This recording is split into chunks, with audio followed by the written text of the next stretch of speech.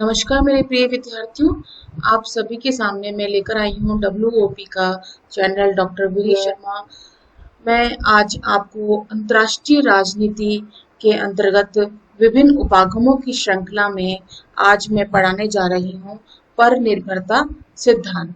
परनिर्भरता सिद्धांत या परनिर्भरता उपागम जिसे हम कहते हैं, इसके अंतर्गत हम निम्न बिंदुओं पर चर्चा करेंगे।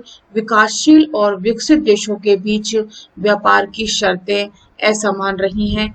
आर्थिक सहायता का अर्थ अल्प विकसित देशों के प्रति कोई सच्चा लगाव नहीं होता। बहुराष्ट्रीय कंपनियों और विश्व बैंक ने पराश्रित राज्यों को पंगु बना दिया है। और अल्प विकसित देशों की समस्याओं का हल क्या है, इसका मूल्यांकन और महत्व, इन बिंदुओं पर हम परनिर्भरता सिद्धांत को लेकर चलेंगे और परिचर्चा करेंगे। परनिर्भरता उपागम या परनिर्भरता सिद्धांत, ये जो सिद्धांत है आंद्रे गुंडर फ्रैंक का है। आंद्रे गुंडर फ्रैंक का परनिर्भरता सिद्धांत लेनिन के विश्लेषण पर ही आधारित है और लेनिन मार्क्सवादी हैं, तो इसका तात्पर्य आंद्रे गुंडर फ्रैंक भी मार्क्सवादी ही हैं। लेनिन के मतानुसार साम्राज्यवाद वर्तमान पूंजीवादी युग का ही परिणाम है, जिसका आधार हमेशा आर्थिक शोषण होता है। जब घरेलू उद्योग पूंजी निवेश के पर्याप्त मौके नहीं दे पाते, तब पूंजीपति विदेशी बाजारों को हथिया लेते हैं। कहने का मतलब ये है कि घरेलू उद्योग मतलब जिस देश के पूंजी उद्योग वहां पूंजी निवेश करने में असमर्थ होते हैं, तो वे पूंजीपति देश दूसरे देशों में यानी अल्प विकसित देशों के नव स्वतंत्र राष्ट्रों के और विकासशील राष्ट्रों के बाजारों को हथिया लेते हैं और उन्हीं देशों में अपना पूंजी निवेश करना प्रारंभ कर देते हैं। आंद्रे गुंडर फ्रैंक की पुस्तक पूंजीवाद और लैटिन अमेरिका का आत्मिक विकास 1967 में प्रकाशित हुई और उन्होंने उसमें कहा कि विकास का लाभ सिर्फ उत्तर के विकसित राष्ट्रों तक ही सीमित होता है।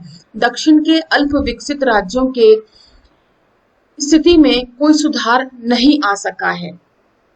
मतलब उत्तर के देशों का ही विकास हुआ है, दक्षिण के अल्प विकसित देशों का नहीं हुआ है। परनिर्भरता तथा पराश्रयवादी सिद्धांत, परनिर्भरता सिद्धांत को विद्यार्थियों पराश्रयवादी सिद्धांत भी कहा जाता है। तो गुंडर फ्रैंक के अलावा और भी लेखक जैसे रॉल प्रेबिश, एंजो फालेतो, फर्नांडो कार्डोसो, इन लेखकों ने कई गरीब देशों के उदाहरण भी दिए हैं, पर मुख्य रूप से उनकी दृष्टि लैटिन अमेरिका के शोषण पर केंद्रित होती है। विकासशील और विकसित देशों के बीच व्यापार की शर्तें असमान रही हैं। जैसे कि हमने पिछले वीडियो में विश्व व्यवस्था उपागम के अंतर्गत हमने पढ़ा था कि वालस्टीन ने बताया कि विकासशील विकसित राष्ट्र जो हैं अंतर्राष्ट्रीय संगठनों पर के माध्यम से पूरे अंतर्राष्ट्रीय जगत में आर्थिक नीतियों का निर्माण करते हैं और उसी के अनुसार ही अल्प विकसित और विकासशील राष्ट्रों को चलना होता है। इसमें भी यही बातें बताई गई है कि विकासशील और विकसित देशों के बीच व्यापार की शर्तें असमान रही हैं। औद्योगिकरण के फलस्वरूप साम्राज्यवाद का उदय और प्रसार हुआ और 19वीं सदी के अंतिम वर्षों से लेकर 1914 तक प्रथम विश्व युद्ध शुरू हुआ और एशिया और अफ्रीका के लगभग सभी देश विरोधी ताकतों के शिकंजे में आ चुके थे। 20वीं सदी के शुरुआती वर्षों में राज्य में व्यापार और पूंजी निवेश के जरिए अपना प्रभाव काफी बढ़ा दिया था। डॉलर कूटनीति, जिसे थियोडोर रूजवेल्ट ने 1904 में इसकी नींव रखी थी, अमेरिका के आर्थिक साम्राज्यवाद का ही दूसरा नाम था। कहने का मतलब है कि डॉलर कूटनीति ने पूरे विश्व पर आर्थिक साम्राज्यवाद स्थापित कर रखा था। अमेरिका का बराबर यह प्रयास रहा है कि लैटिन अमेरिका के देशों में ऐसी सरकारें बने जो अमेरिकी हितों के अनुकूल हो।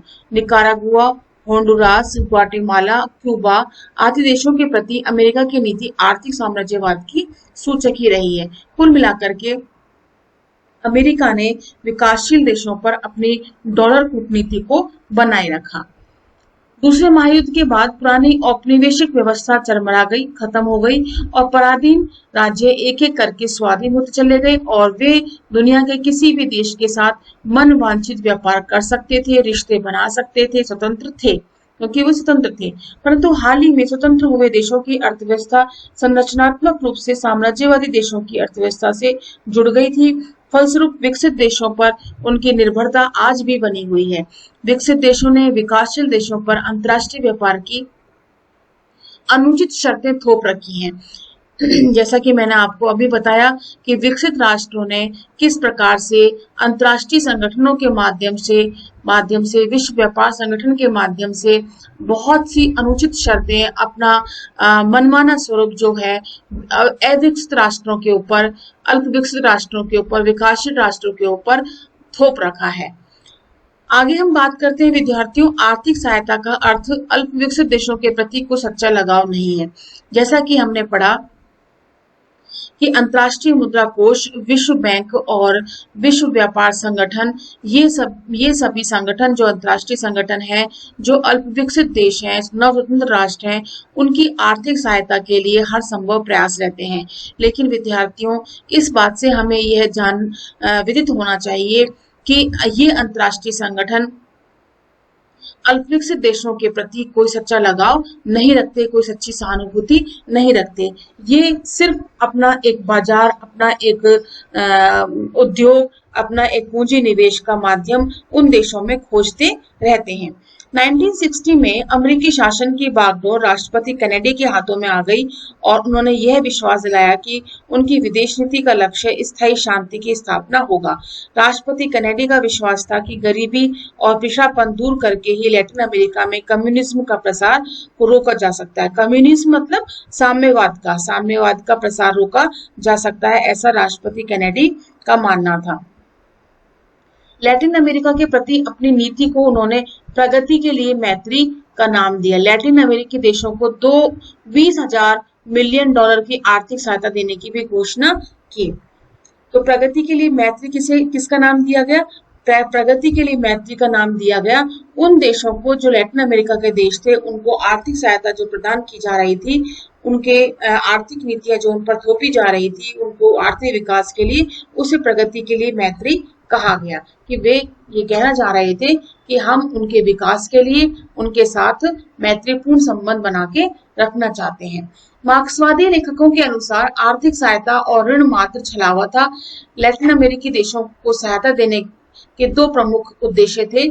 पहला, रूसी खेमे में जाने से रोकना, साम्यवादियों को रूसी खेमे में जाने से रोकना, और दूसरा था कि इन देशों की अर्थव्यवस्था को इस तरह के सांचे में डालना कि वे हमेशा अमेरिकी या अल्प विकसित देशों के बाजारों पर आश्रित ही रहता रहे। इस प्रकार की उनकी नीति थी। तो प्रगति के लिए मैत्री, अलायंस फॉर प्रोग्रेस क्या है?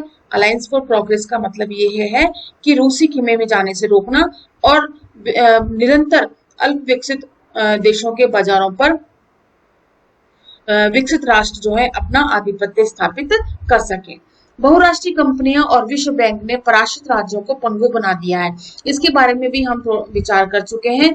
हम फिर देखते हैं कि बहुराष्ट्रीय कंपनियां विकासशील देशों का शोषण करती हैं।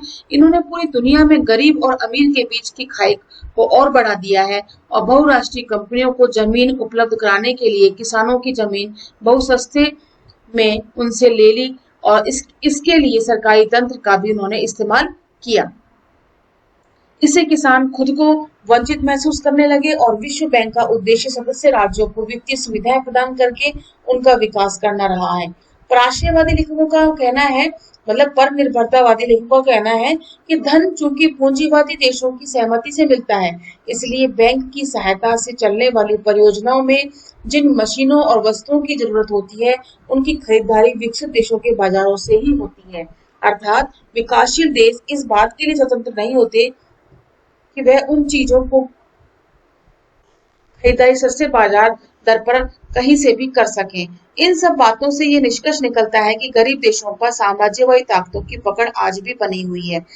विद्यार्थियों, कहने का तात्पर्य यह है कि ये विकासशील देशों पर अपना अंकुश बनाए हुए हैं।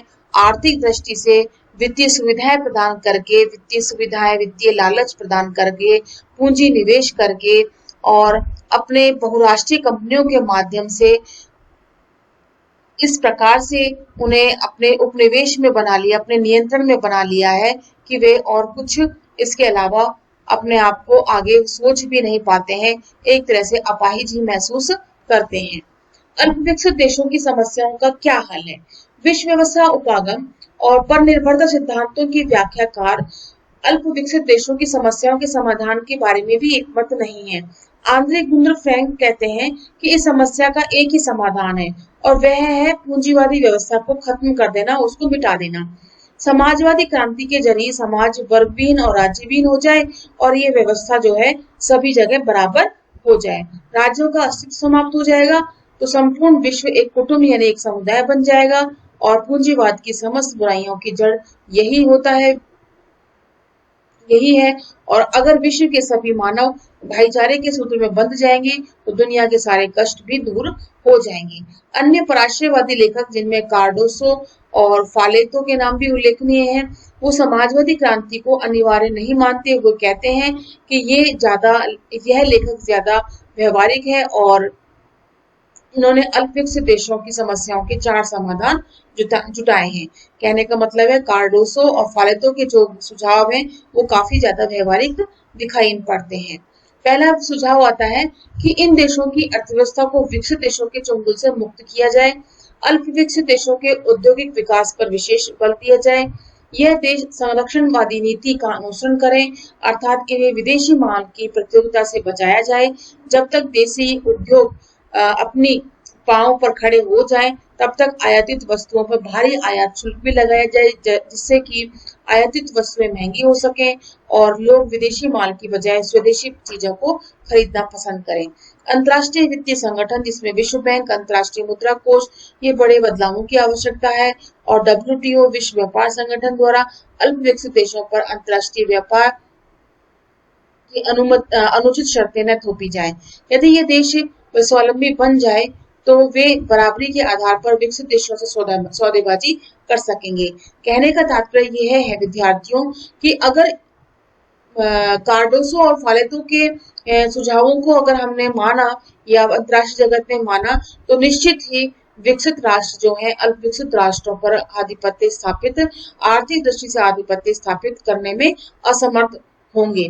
इसके लिए सबसे ज्यादा जरूरी है कि अल्प विकसित देश अपनी घरेलू नीति को, घरेलू उद्योगों को आगे बढ़ाएं और इस प्रकार से अपने आप को समृद्ध करें जिससे कि वे अंतर्राष्ट्रीय जगत में अपनी वस्तुओं को एक्सपोर्ट कर सकें। और जो वस्तुएं वो इंपोर्ट करते हैं उसमें इंपोर्ट ड्यूटी लगाई जाए, अधिक से अधिक इंपोर्ट ड्यूटी लगाई जाए, जिससे कि उस देश का, अल्प विकसित देश का नागरिक जो है उन वस्तुओं को खरीदने में हिचकिचाए, उनको खरीदने में उसे समस्या हो और वह सस्ते दामों पर मिलने वाली चीजें जो उसे खुद के स्वयं के देश में बनी हुई हैं उनको अधिक से अधिक खरीदे। अब आता है विश्व व्यवस्था उपागम और पर निर्भरता सिद्धांत का मूल्यांकन। वालस्टीन और गुंडर फ्रैंक जैसे विद्वानों ने मनचाहे ढंग से राज्यों का वर्गीकरण किया है। मूल्यांकन में कहा है कि इन दोनों मार्क्सवादियों ने अपने अपने हिसाब से राज्यों को विभाजित कर दिया है, जबकि ऐसा नहीं है। यह कहना गलत है कि अल्प विकसित राज्य स्वतंत्र और स्वायत्त नहीं है। राजनीतिक स्वाधीनता मिल जाने के बाद इन तमाम राज्यों को अपने अपने ढंग से अपना विकास करने का मौका मिल सका है। आलोचक कहते हैं कि वालस्टीन और आंद्रे गुंडर फ्रैंक ने अपने हिसाब से राज्यों को मनचाहे ढंग से विभक्त कर दिया है और बताया है कि ये राज्य आज स्वतंत्र और स्वायत्त नहीं है, जबकि आलोचक कहते हैं ऐसा नहीं है। उपनिवेशवाद खत्म हो चुका है, साम्राज्यवाद खत्म हो चुका है और सभी राज्य जो है स्वाधीनता प्राप्त कर चुके हैं और अपने अपने ढंग से वे अपना विकास कर सकते हैं, उसमें वे स्वतंत्र हैं। इन लेखकों ने विचारों का एक ऊंचा महल खड़ा कर दिया। किन लेखकों ने विद्यार्थियों? वालस्टीन ने और आंद्रे गुंडर फ्रैंक ने। ये आलोचक कहते हैं कि अपना एक विचारों का एक ऊंचा महल खड़ा कर दिया है, इसमें उतने आंकड़े, आधार सामग्री एकत्रित नहीं की जितनी की चाहिए थी। मतलब उन्होंने इतना ज्यादा अध्ययन नहीं किया जितना कि उन्हें अध्ययन करना चाहिए था, उतनी सामग्री उन्होंने एकत्रित नहीं की जितना कि उन्हें करनी चाहिए थी। कहने का मतलब उन्हें बहुत डीपली इसकी स्टडी करनी चाहिए थी, तब जाकर के वो एक विश्व व्यवस्था के बारे में अपनी राय रखते। पर निर्भरता सिद्धांत के प्रतिपादक के लिए आंद्रे गुंडर फ्रैंक ने लैटिन अमेरिकी संबंधी सिर्फ एक रिपोर्ट को ही पर्याप्त आधार माना और फ्रैंक ने जो निष्कर्ष निकाले उनके बारे में स्वयं उनके सहयोगी कार्डोसो भी सहमत नहीं है। मार्क्सवादियों ने पूंजीवादी व्यवस्था पर कड़ा प्रहार किया। सच्चाई तो यह है कि अब सभी देशों में नियंत्रित अर्थव्यवस्था के स्थान पर बाजार अर्थव्यवस्था को अपनाया जा रहा है। मतलब अब अंतर्राष्ट्रीय राजनीति में अर्थव्यवस्था नियंत्रित नहीं रही है, अब अर्थव्यवस्था मुक्त हो गई है, फ्री हो गई है, और इस प्रकार से अधिक रोजगारों में वृद्धि हुई है और विभिन्न देश एक दूसरे देशों के मध्य पूंजी का निवेश कर सकते हैं और यह निवेश जो है दिन प्रतिदिन बढ़ता ही जा रहा है। अल्प विकसित देशों की अर्थव्यवस्था का सरलीकरण उचित नहीं है। सिर्फ इतना कह देना मात्र से काम नहीं चलेगा कि यह देश औपनिवेशिक शोषण के शिकार थे और इसलिए उन पर आज भी साम्राज्यवादी ताकतें पकड़ बनी हुई है। इन राज्यों के अल्प विकास के लिए और भी कई कारक जिम्मेदार हैं, जैसे कि राजनीतिक अस्थिरता, अयोग्यता, भ्रष्ट नेतृत्व, मजहबी फूट, जातीय और नस्ली संबंधी विवाद, गृह युद्ध इत्यादि। ऐसे बहुत से कारण हैं जिनके कारण ये नव स्वतंत्र राष्ट्र, अल्प विकसित राष्ट्र अपने अल्प विकास के लिए उत्तरदायी कहे जाते हैं। लैटिन अमेरिका के कई देशों में बलात् परिवर्तन, गृह युद्ध का सिलसिला जारी रहा है और इन संघर्षों के कारण न सिर्फ विकास की गति धीमी हुई है बल्कि हथियारों की खरीद से इन देशों का भार बढ़ता गया है। कहने का तात्पर्य यह है विद्यार्थियों की आलोचक कहते हैं कि विकास इन देशों का विकास नहीं हो पाना ये पूंजीवादी राष्ट्रों का ही दोष नहीं है। इसके अंतर्गत उनकी राजनीतिक अस्थिरता, अयोग्यता, भ्रष्ट नेतृत्व, मजहबी फूट, मतलब सांप्रदायिकता की भावना, जातीय नस्ल भेदभाव, गृह युद्ध और सबसे ज्यादा अधिक बलवती बात यह है कि बलात् परिवर्तन। बलात् परिवर्तन का मतलब है कि सत्ता को जबरदस्ती परिवर्तित कर देना और अस्थिरता पहुंचाना और सैन्य मार्शल लॉ जिसे कहा जाता है वो स्थापित हो जाना और गृह युद्ध छिड़ जाना। ये सभी कारण जो हैं और अधिक से अधिक हथियारों की, शस्त्रों की खरीद की होड़ मचना, ये सभी कारण जो हैं वो अल्प विकास के लिए उत्तरदायी कारण हैं। विश्व व्यवस्था उपागम और परनिर्भरता सिद्धांत का महत्व क्या है? सोवियत रूस के विघटन के बाद मार्क्सवादी विचारधारा का आकर्षण कम जरूर हुआ है लेकिन खत्म नहीं हुआ। वह समाजवादी व्यवस्था के कारण आज भी वैश्वीकरण को लेकर इतनी बड़ी बहस चल रही है। कहने का मतलब यह है कि जो वैश्वीकरण बना हुआ है, विश्वग्राम जो बना हुआ है जिसको हम ग्लोबलाइजेशन के नाम से जानते हैं, वो समाजवादी साम्यवादी व्यवस्था का ही रूप है जिसमें सभी देश बराबर है और हर एक देश अपनी वस्तु का, सेवाओं का, विचारों का आदान प्रदान तुरंत कर सकता है। हर एक राष्ट्र जो है वैश्वीकरण के अंतर्गत बराबर जान पड़ता है। विश्व व्यापार संगठन की भूमिका को लेकर भी विकासशील देशों का सशंकित होना बड़ा स्वाभाविक है। अल्प विकसित देशों के किसान आत्महत्या कर रहे हैं, श्रमिक और महिलाएं भी विश्व व्यापार संगठन के विरोध में खड़े हुए हैं। गरीब अमीर के बीच बढ़ रही खाई ने लैटिन अमेरिका, एशिया और अफ्रीका की जनता को बहुत जागरूक भी बना दिया है। विकासशील देशों के लिए सिर्फ विकास ही काफी नहीं, लोगों को रोजगार भी चाहिए। यदि बहुराष्ट्रीय कंपनियां छोटी बड़ी सभी चीजों के निर्माण में जुट जाएं, तो विकसित देशों के लाखों करोड़ों लोगों को लाखों करोड़ों की रोजी रोटी छिन जाएगी। वॉलस्टीन, आंद्रे गुंद्र फ्रैंक, कार्डोसो और अन्य मार्क्सवादी लेखकों का यह कहना है कि अल्प विकसित देशों के विकास के मार्ग में बहुत सी बाधाएं हैं। इसके लिए विश्व के विकसित और ताकतवर देश ही जिम्मेदार है। ये कहना है वॉलस्टीन और गुंद्र फ्रैंक, कार्डोसो का, जो कहते हैं कि विकसित राष्ट्रों का आधिपत्य की तकनीक, मुक्त अर्थव्यवस्था ही एक महत्वपूर्ण कारण है जो इन्हें विकसित नहीं होने देती हैं। लेकिन आलोचक कहते हैं कि नहीं, इसके अलावा भी बहुत सी ऐसी चीजें हैं, बहुत सी ऐसे विचार हैं, बातें हैं जो उन्हें अल्प विकसित बनाती हैं। प्रिय विद्यार्थियों, इस वीडियो को लेकर के, इस अध्याय को लेकर के, जिसमें हमने विभिन्न उपागमों में विश्व व्यवस्था उपागम और परनिर्भरता उपागम पढ़ा, जो वॉलस्टीन और आंद्रे गुंद्र फ्रैंक, कार्डोसो का सिद्धांत बताता है, और इसमें हम कुछ प्रश्न लेकर आए हैं जिनका आप अपने उत्तर पुस्तिका में हल कीजिएगा। इसमें पहला प्रश्न है, परनिर्भरता सिद्धांत से आप क्या समझते हैं? परनिर्भरता सिद्धांत को मानने वाले विचारक कौन से हैं? आंद्रे गुंद्रे फ्रैंक की पुस्तक का नाम बताना है। पूंजीवाद लैटिन अमेरिका का अल्प विकास पुस्तक किसने लिखी? डॉलर कूटनीति क्या है? डॉलर कूटनीति की नींव किसने रखी? विकसित और विकासशील और विकसित राष्ट्रों के बीच व्यापार की शर्तें किस प्रकार असमान रही? आर्थिक संगठनों द्वारा अल्प विकसित देशों को दी जा रही आर्थिक सहायता का उद्देश्य क्या था? प्रगति के लिए मैत्री का क्या अर्थ है? बहुराष्ट्रीय कंपनियों ने विश्व बैंक में प्रसिद्ध राज्यों को किस प्रकार पंगु बना दिया है, ये समझाना है आपको। और आंद्रे गुंडर फ्रैंक ने अल्प विकास देशों की समस्याओं का क्या हल बताया है? कार्डोसो फालेतो ने अल्प विकसित दोस्तों के समस्याओं का क्या हल बताया है? और विश्व व्यवस्था उपागम और पर निर्भरता सिद्धांत का मूल्यांकन बताना है आपको। और अल्प विकसित देशों की अर्थव्यवस्थाओं के अल्प विकास के प्रमुख कारण आपको बताने हैं, कौन से रहे हैं। और समकालीन राजनीति में विश्व व्यवस्था उपागम पर निर्भरता सिद्धांत का क्या महत्व है, ये आपको प्रश्न बताने हैं। ये इन कुछ प्रश्नों का हल आप अपनी नोटबुक में लिखिएगा।